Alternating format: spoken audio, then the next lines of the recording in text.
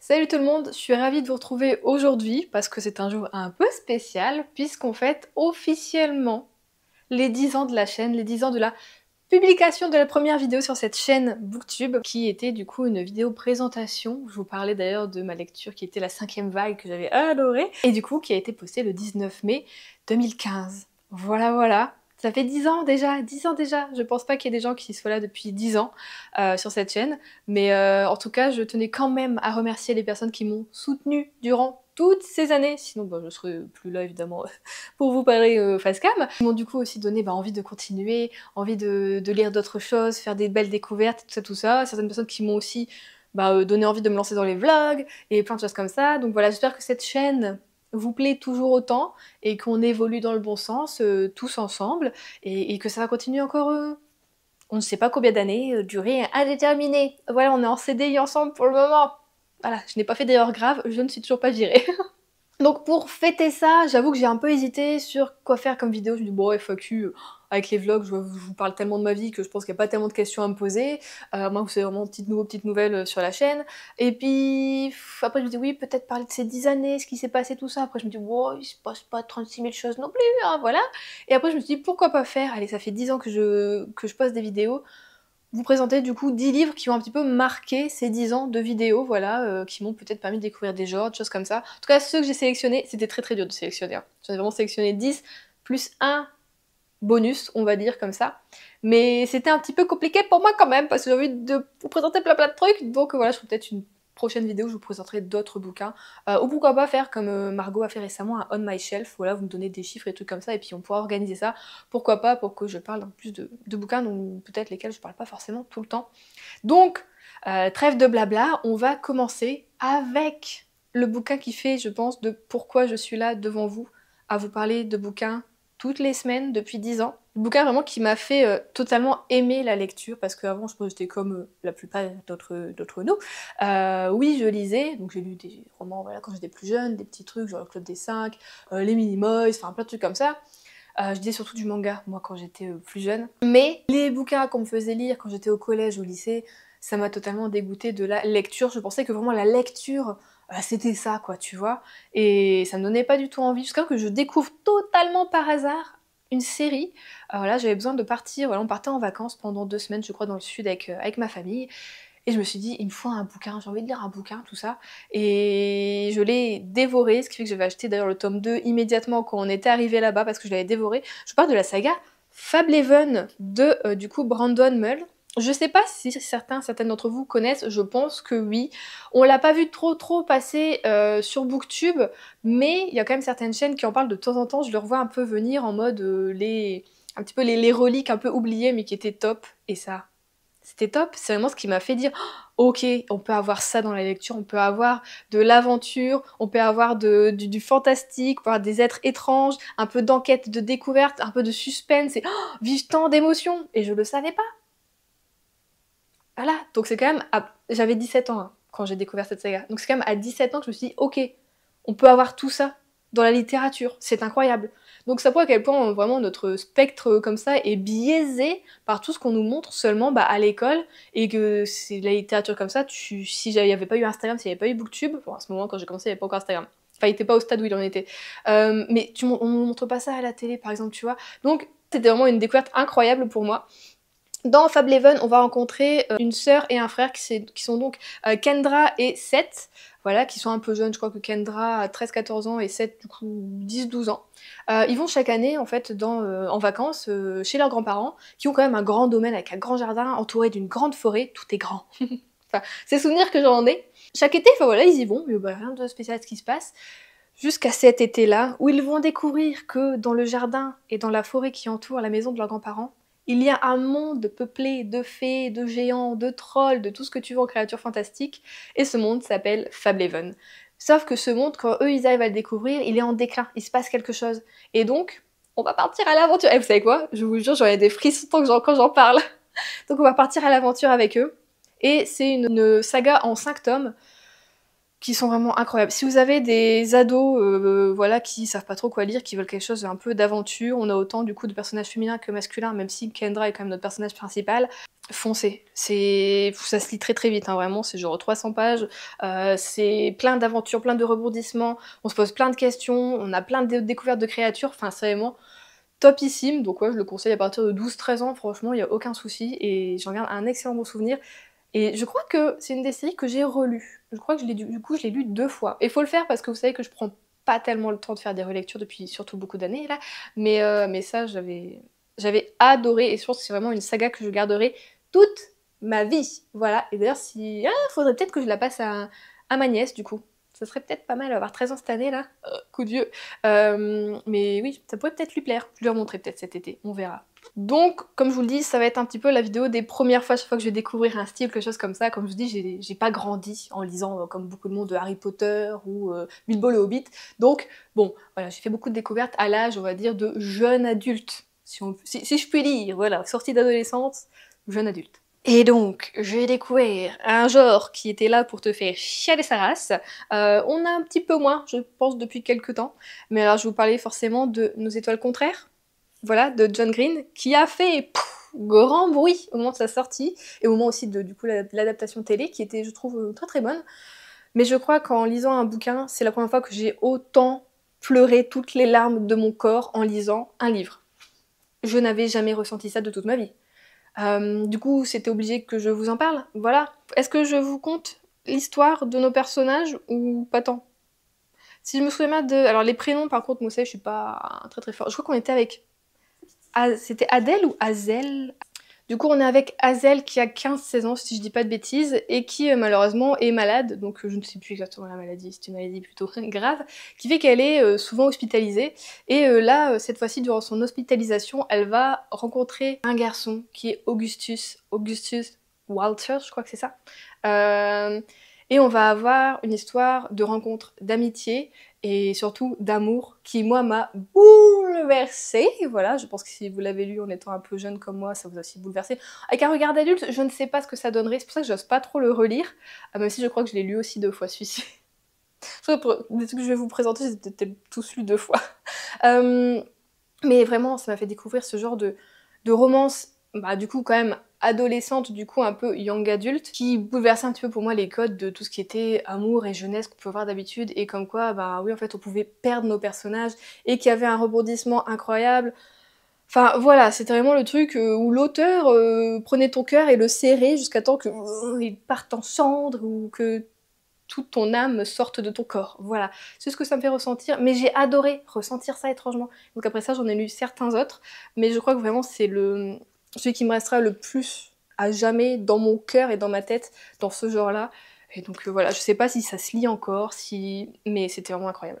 Après ça, on a une petite... une petite quadrologie, oui, c'est ce qu'on dit, je l'ai lu parce que Bulldop en faisait mais une montagne de ses bouquins, et elle avait totalement raison, elle avait absolument totalement raison, et donc c'est ce qui m'a fait découvrir le genre de plutôt fantasy française. Donc là normalement vous savez ce que c'est parce que je vous en parle quand même assez souvent. Je vous parle donc de La Passe Miroir. Passe Miroir, du coup, le tome 1, Les fiancés de l'hiver de Christelle Dabos. J'ai mis un bon temps à passer le cap de le lire parce que c'est l'une de mes premières bricasses que j'ai lues. On est seulement à 500 pages et j'étais là. Oui, au-dessus de 500 pages, c'est quand même une petite brique, non? Oh, on est d'accord que oui, quand même. Et du coup, j'avais mis du temps à me dire, allez, vas-y. Et une fois que je l'ai ouvert, une fois que j'ai commencé à lire, je me suis laissée totalement emporter par l'univers, par la plume de l'autrice, par notre personnage qui découvre tant de choses qui sont un peu effrayantes et qu'on connaît pas, et ce monde merveilleux et en même temps, bah, comme je dis, tellement effrayant et plein de secrets, de trahisons, enfin c'est incroyable. Je crois que je me demande si j'ai pas même lu 3 fois, au moins les 2 premiers. Les 2 premiers sont vraiment mes préférés, et je crois d'ailleurs que le tome 2 est encore plus incroyable parce qu'il y en a vraiment une enquête dedans, et je trouve que Ophélie dedans, donc notre personnage principal, vraiment prend le taureau par les cornes, et c'est, enfin voilà quoi, c'est incroyable. Je saurais même plus vous le résumer parce que c'est vraiment un univers assez complexe, mais j'ai aimé les 4, mais c'est le 3 je crois qui m'a quand même un petit peu le plus déplu parce que je le trouvais un peu compliqué pour ce que ça devait être, tout ça. Vraiment les 2 premiers, si au moins vous pouvez lire les 2 premiers, vous aurez peut-être pas à la fin, c'est pas très grave, mais ils sont incroyables, juste incroyable cette écriture, enfin voilà. Et depuis j'ai jamais osé relire du Christelle Dabos, elle en a ressorti 2-3 bouquins si je dis pas de bêtises, j'ai pas osé retourner là-dessus, voilà. Et Alors je veux pas me la péter, hein, évidemment. Mais I have a dédicace. J'ai une dédicace de l'autrice qui était venue quand je travaillais encore au Furies du Nord, du coup, de Lille. Elle était venue faire une dédicace. Et voilà, j'ai eu ma petite dédicace. Alors j'ai pas pu le faire moi-même parce qu'elle est venue un jour où j'étais en repos. Donc c'est mes collègues qui m'ont fait dédicacer. Mais c'était quand même déjà sympa. Je l'ai pas rencontrée, mais j'ai la petite dédicace. Donc voilà, ça c'est vraiment une saga pareil à tout jamais dans mon cœur. Que je conseillerais toute ma vie, vraiment. Et qui est juste incroyable, incroyable, incroyable. Un univers incroyable. Le mot est juste posé, incroyable. Et puis ses couvertures, chaque fois, magnifique. Après ça, on part dans un autre genre, c'est plutôt de l'urban fantasy ou dit beatlit, qui était aussi à un moment au summum. On en voit un petit peu moins. C'est souvent plutôt des sagas qui continuent plus que des nouveautés, je trouve, qui sont plutôt voilà, mises en avant en tout cas sur la sphère du livre. Moi je vous parle du coup de celle qui m'a marqué absolument et que je continue toujours de lire puisqu'il y a encore des tomes qui sortent après 10 ans. C'est les Mercy Thompson de Patricia Briggs, voilà donc le premier tome qui est donc L'appel de la lune. Et alors je vous jure, je crois que c'est le seul beatlit que je lis, ouais c'est le seul que je lis encore, parce que j'ai quand même aussi succombé à Shirley Davidson, mais j'ai pas continué parce qu'à partir d'un moment il se passe un truc et moi ça me plaisait pas donc je me suis arrêtée au tome 7. Celui-ci, le tome 14, est sorti en grand format si je dis pas de bêtises à l'heure actuelle et donc j'aurai le tome 14 en poche soit en fin d'année soit l'année prochaine, voilà, mais j'attends toujours la publication avec impatience, je suis extrêmement ravie de retrouver Mercy qui est donc notre personnage principal qui tient un garage dans Letry City qui est donc vraiment le désert. Le désert, c'est le désert, voilà. Et elle tient son petit garage où elle retape vraiment des vieilles bagnoles américaines. Elle adore ça, elle est passionnée par ça. Mais c'est aussi une coyote, donc c'est une humaine du coup qui peut se changer comme ça en coyote assez facilement. Sauf qu'elle traîne un petit peu aussi dans le territoire des loups-garous. Et donc on va mêler comme ça à chaque fois, chaque bouquin va être une enquête, soit d'une disparition, soit d'un meurtre, soit de quelque chose un peu d'étrange qui se passe dans Letry City. Du coup, on va avoir forcément l'enquête et ça va mêler que ce soit des vampires, des loups-garous, des sorciers, des faées. On a à chaque fois plein de créatures fantastiques différentes. Et du coup, moi j'adore. J'aime beaucoup cette écriture. Enfin voilà, je suis fan de cette saga. Donc si. Ah, par contre, si vous voulez une petite saga Bitlit, bon bah n'y allez pas. Je ne vous le conseille pas du tout. Mais si vous voulez une saga plutôt prenante, avec des personnages vraiment intéressants, avec un peu d'humour, mais pas autant évidemment que dans Mercy Thompson, on a quand même plus de sérieux un petit peu là-dedans, et du coup plus ce côté un peu enquête et un peu sombre que j'aime beaucoup. Voilà, donc je ne peux que vous le conseiller si vous voulez. Mais ça m'a aussi marqué ma vie de lectrice, et ça continue encore chaque année à marquer ma vie de lectrice. Ah là là, là aussi c'était une découverte ce bouquin. Pareil, je pensais pas que je pouvais lire un aussi gros bouquin, voilà, en travaillant, en faisant mes 35 heures semaine, vraiment. Mais certains l'ont détesté, certains comme moi l'ont juste adoré. Vraiment, c'est la vérité sur l'affaire Harry Kéber de Joël Dicker. Donc c'était mon tout premier Joël Dicker. Je suis arrivée, je pense, un petit peu après la bataille, je pense. 1 ou 2 ans après qui vraiment ça ait jailli en mode putain il est incroyable, ce truc est incroyable, et il commençait, si je dis pas de bêtises, à filmer l'adaptation cinématographique, donc la série, que j'ai pas aimé d'ailleurs. Bah ça je crois que c'était un ovni pour moi dans ma sphère littéraire, je n'avais jamais lu de bouquin comme ça. Je lisais quelques petits thrillers ou quoi, mais finalement ça n'a trop rien à voir. Puisqu'on a une enquête d'une disparition d'une jeune fille qui a disparu de ça des années, une sorte de cold case, mais sans être vraiment une enquête, puisque le journaliste qui venait là de base, c'était pas vraiment forcément sur ça non plus qu'il voulait enquêter, il voulait reprendre contact avec un certain professeur qu'il connaissait, et de fil en aiguille, il va y avoir plutôt une enquête sur une disparition, et sur est-ce que vraiment ce monsieur a fait ça ou pas, et on est vraiment dans une sorte de ville américaine, où bah vraiment le truc de tout le monde se connaît, tout ça, t'as autant de pauvres que de riches, enfin voilà, et en fait avec ce personnage, et vraiment c'est combien de pages, je ne sais pas, ouf ouais quand même, oh putain, on est presque à 900 pages, je les ai dévorés, je les ai pas vus passer. C'était une lecture absolument incroyable pour moi. Voilà, et moi, c'est ce qui m'a fait vraiment mettre totalement dans le bain avec Joël Dicker. Et après avoir lu ça, du coup, il avait sorti le livre des Baltimore. Alors, qu'est-ce que j'ai chialé en lisant le livre de Baltimore. Ça m'a bouleversée aussi. Et je me suis dit, waouh, Joël Dicker, je crois que c'est une plume que je vais adorer. Et pour le moment, j'en ai lu quand même quelques-uns. Et à chaque fois, ça a fait mouche sur moi. Il y a quand même des forcément un petit peu moins bons, tout ça. À jamais restera gravée l'affaire Harry Kéber dans mon cœur, évidemment. C'est vraiment mon top 1 de Joël Dicker, parce que c'est avec ça que je l'ai découvert et que j'ai été toute chamboulée, retournée, et mon cerveau il était waouh. Enfin jusqu'à la fin, je savais plus, je savais pas, j'étais perdue, et c'était incroyable. C'était un page turner pour moi de 900 pages quoi. Donc voilà, voilà. Évidemment, vous allez me dire, je vous parle des évidences, mais c'est ce qui a, voilà, pour moi, bouleversé et marqué ma vie de lectrice. Voilà. Après, vous pouvez ne pas aimer comme aimer. M'en fous, j'ai bien aimé. Autre chose qui a marqué ma vie de lectrice, c'était du coup le tome 1 de la saga. Vous allez me dire, Juliette, évidemment, on sait, t'en parles depuis des années, mais bon, je vous le dis quand même. De la saga, du coup, du commandant Servaz de Bernard Minet, qui est donc Glacé. Aussi, un beau bébé, je crois que c'est le plus gros tome de thriller que j'ai jamais lu de toute ma vie. Mais qu'est-ce que j'ai été prise là-dedans aussi. En fait, avant ça, je lisais pas vraiment de thriller, j'ai quelques petits bouquins enquête, et encore, hein, vraiment, c'était pas connoté enquête, c'est que dans mon bouquin que je lisais, il y avait un petit peu d'enquête, et puis c'est tout, mais j'aimais bien ça. Et je m'étais dit, je vais me mettre un petit peu sur ce thriller, et je sais pas pourquoi, Glacé, ça me parlait un petit peu, je crois que je l'avais vu pas mal passer, je m'étais dit, oh Bernard Minet, c'est français, c'est cool, j'aime bien où ça se passe, tout ça, et l'histoire, quand je l'avais lu, j'étais en mode, ok, incroyable quoi. Et Glacé, tu peux pas le résumer, c'est une tête de cheval qui est retrouvée... décapité du coup forcément, dans les Pyrénées, en pleine glace, en pleine, pleine neige, et de juste cette tête de cheval va partir encore une enquête, parce qu'on va quand même retrouver un cadavre, et nanani, nanana, et c'était trop bien, et vraiment, du coup, c'est ça qui m'a lancée dans les séries thrillers, où avant, je disais plutôt des one-shots, des choses comme ça, mais au moins Glacé, enfin voilà, depuis que je l'ai commencé, ben, c'est tout, je continue encore à suivre le commandant Servaz. Il y a eu aussi des hauts et des bas entre nous, notamment celui d'après, le cercle, j'ai un petit peu moins aimé, mais celui d'après, le troisième, je l'ai adoré. Enfin voilà, c'est un peu en quinconce avec nous, c'est à l'amour et à la haine de temps en temps, mais j'aime quand même toujours autant cette écriture, j'aime toujours autant suivre le commandant Servaz, parce que forcément à côté on suit sa vie. Du coup, franchement, je conseillerais pas de lire un bouquin par-ci par-là de la série sans savoir le début. Franchement, vous allez vous gâcher votre lecture, vous allez passer à côté de plein de choses sur la vie du commandant ou même sur les enquêtes en général, puisqu'on a quand même un méchant entre guillemets qui est un fil rouge tout au long un petit peu de la série. Voilà, il nous tient en haleine un petit moment, ce méchant bonhomme. Et donc, si t'arrives en plein milieu, tu comprends pas qui c'est, ce qui s'est passé, et le passif qu'il a eu avec le commandant Servaz. Donc c'est quand même important. Mais donc voilà, Glacé, vraiment, je voulais sortir, parce que ça me tient trop à cœur, c'est une série que j'adore, et puis j'adore aussi l'écriture de Bernard Minet. Voilà, soutenons les auteurs français. Ah bah après ça, je vous mets un truc parce que c'est un genre qui me suit toujours et que j'aime toujours autant, et je sais que beaucoup d'entre vous l'aiment aussi. Je vous ai mis Agatha Raisin, le tome 1 de MC Beaton, du coup qui était la quiche fatale. Pareil, cette série elle a fait grand bruit quand elle est sortie, parce que quand c'est sorti, la maison d'édition du coup qui est Albin Michel en sortait plein d'un coup. T'étais là, wow, qu'est-ce qui se passe, mais qu'est-ce que c'est que ce truc, c'est trop bien. Et tu le voyais sur plein de chaînes booktube, un petit peu sur Instagram, et c'est vraiment comme ça que j'ai découvert le Cozy Mystery, même si je connaissais un peu avant avec les Hercule Poirot, où je regardais les séries Hercule Poirot et les films que j'adorais, j'étais toujours en mode, je veux retrouver un peu comme ça, un truc avec soit un détective ou quelqu'un un peu lambda en dehors de la police, mais qui enquête, qui fait...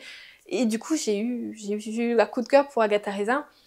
Bon, là je suis au 20e tome, je le mets en pause la saga parce que bon, Agatha elle est pas... Voilà, elle fait pas rêver Agatha, moi j'ai besoin de... Voilà, petit à petit elle devient un peu Wonder Woman et des fois sa cape tombe et c'est une femme un peu lambda avec beaucoup de doutes, d'insécurité, voilà. Faut pas oublier que c'est une série qui a commencé dans les années 80-90, si je dis pas de bêtises, donc voilà, les premiers tomes sont un petit peu... old school sur la vision de la femme, la vision du couple et des hommes, et voilà. Mais petit à petit, ça s'arrange, mais Agatha retombe toujours un petit peu dans ses travers. Mais donc voilà, on a de l'enquête forcément dans un petit village en Angleterre, dans les Cotswolds, je sais jamais, Cotswolds, c'est un peu dur à dire quand même, qui fait un petit peu rêver cette petite campagne anglaise, où finalement on va retrouver pas mal de petits cadavres quand même qui vont être semés à droite à gauche. Mais c'est quand même toujours un plaisir, et maintenant, du coup, de l'autrice, j'adore, là, vraiment un gros coup de cœur pour la saga Amish. Donc voilà, ça m'a fait du coup quand même découvrir beaucoup de séries que je continue actuellement et que j'aime terriblement. Donc c'est vraiment le premier pied à l'étrier, mais qui était excellent quand même. Après ça, je vais vous parler du coup d'un bouquin qui m'a fait découvrir encore un genre, mais tout le temps, Juliette, de découverte en découverte, c'est incroyable la vie. Je vais vous parler d'une autrice qui me suit depuis beaucoup d'années. J'en ai parlé dans mon dernier vlog, il s'agit de Jenny Colgan, avec La petite boulangerie du bout du monde. Je vous avoue, j'ai absolument craqué pour cette couverture qui est, à ma foi, très belle et mignonne, voilà. Je sais qu'il y en a eu plusieurs depuis, qui ont été refaites, tout ça, mais celle-ci, je l'aime trop avec ce croissant, ce petit macareux, ce phare, cette baguette, enfin, je sais pas, je la trouve très mignonne. Et l'histoire fait pas forcément rêver, c'est Polly qui va quitter un petit peu tout, donc elle habite à Plymouth, et... Oh, je l'ai trop bien dit, Plymouth. Et elle va tout quitter, parce que son mec, ça va pas avec son mec, il se passe quelque chose, tout ça. Et elle va partir sur une sorte de petite île, c'est plutôt une presqu'île, puisque quand la marée est basse, tu peux y aller à pied ou en voiture, donc c'est plus considéré comme une presqu'île apparemment. Et elle va ouvrir sa petite boulangerie. Et dedans, on va la voir créer ses tests, recréer sa boulangerie, enfin vraiment le feel good un peu par excellence.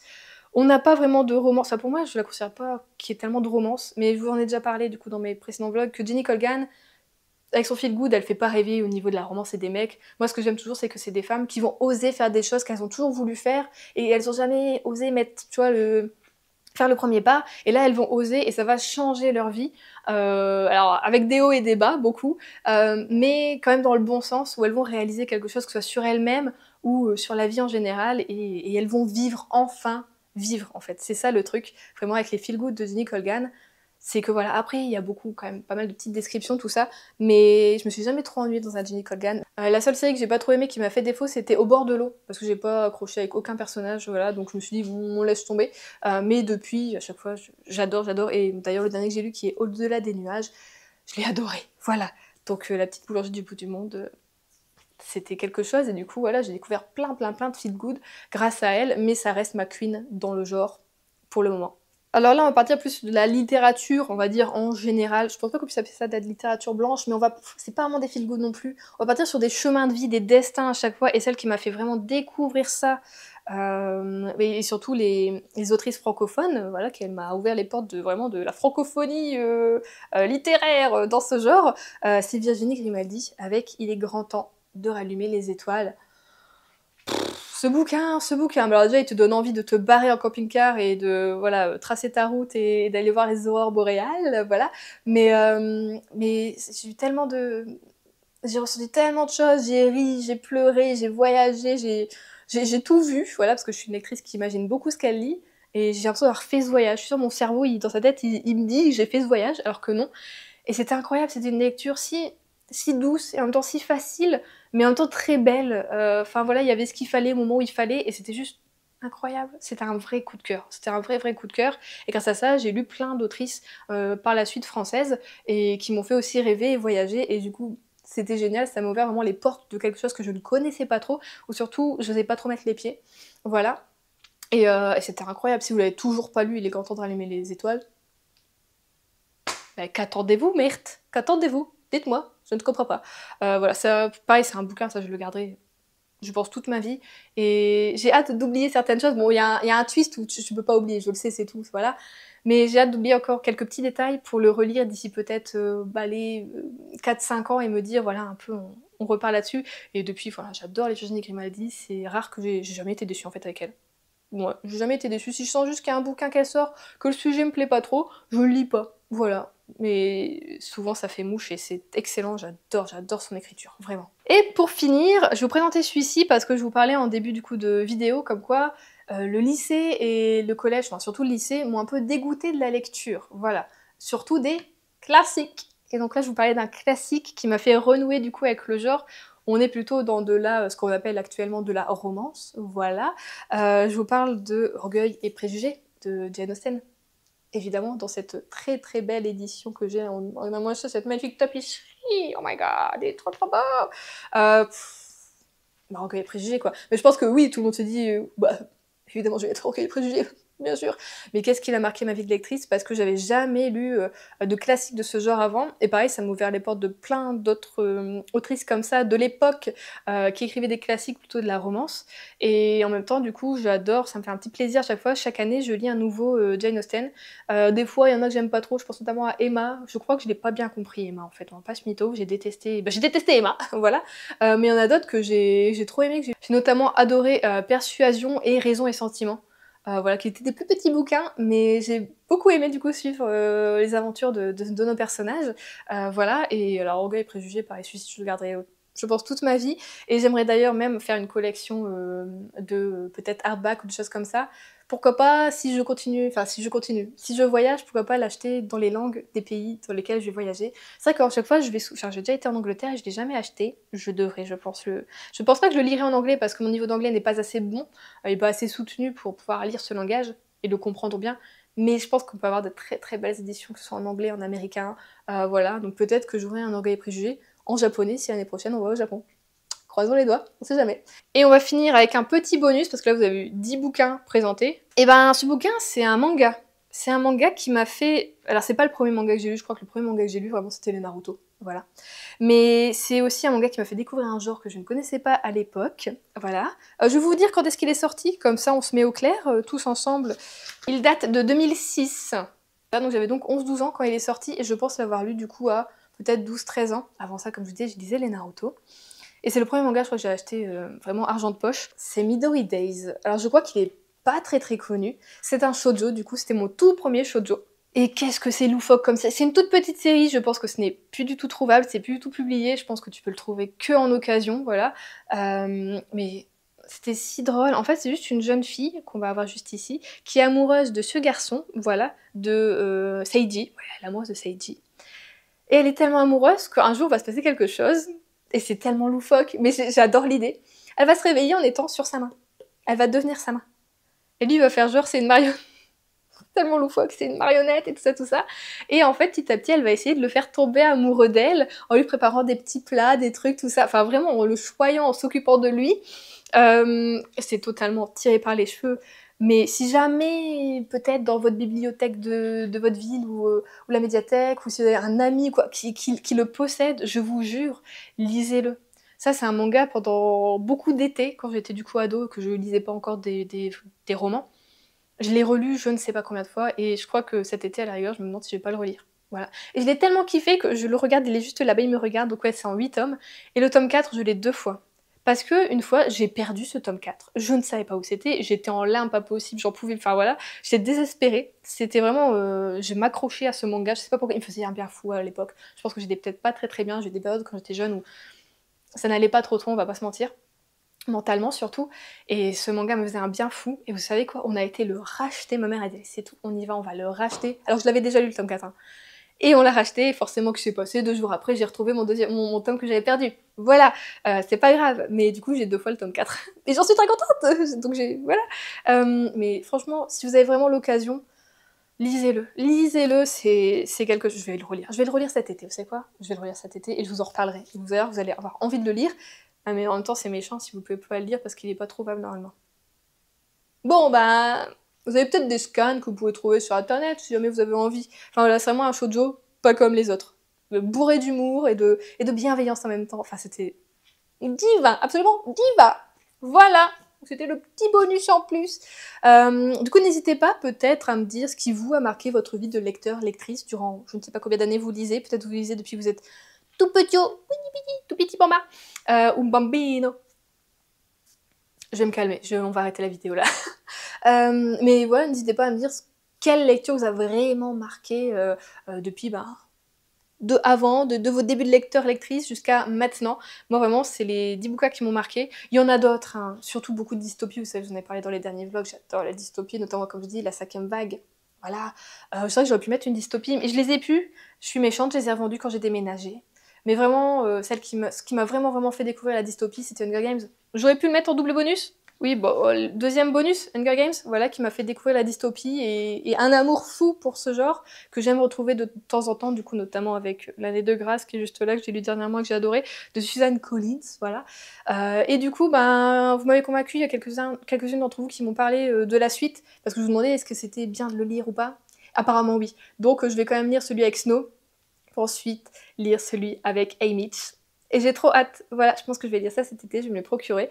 Mais vraiment, Hunger Games, c'était la trilogie qui m'a fait adorer la dystopie, qui m'a fait découvrir un genre incroyable. Je l'ai lu un peu en retard, je l'ai lu, le premier film était déjà sorti, et en fait c'est parce que je voulais regarder le film, ou alors j'ai regardé le film, et après j'ai commencé, voilà. C'est ça, j'ai regardé le film, j'ai adoré, je me suis dit, il me faut la suite. Ça mettait je sais pas combien de temps à sortir, et du coup, je me suis dit, lisons les livres. Et donc voilà, j'ai lu la trilogie en peut-être, si pas en 2 semaines, 1 mois, je l'ai dévoré les 3.